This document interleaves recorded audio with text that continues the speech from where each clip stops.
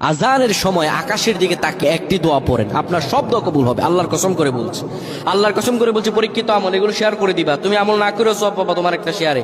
এটি যদি শুনে অন্য কেউ আমল করে তুমি আর সওয়াব পেয়ে যাবা।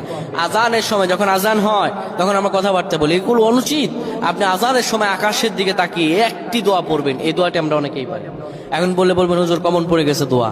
আমরা অনেকেই আল্লাহ তাআলার কাছে এটা ওটা চাই, কিন্তু সঠিকভাবে চাইতে জানি না। সঠিকভাবে কোনো ব্যক্তি যদি চায় আমার আল্লাহ তাকে দয়া করবেন। আল্লাহ বলেন, বান্দা উদউনি আস্তাজিব লাকুম, আমার কাছে চাও আমি আল্লাহ সব দিয়ে দিব। সুবহানাল্লাহ।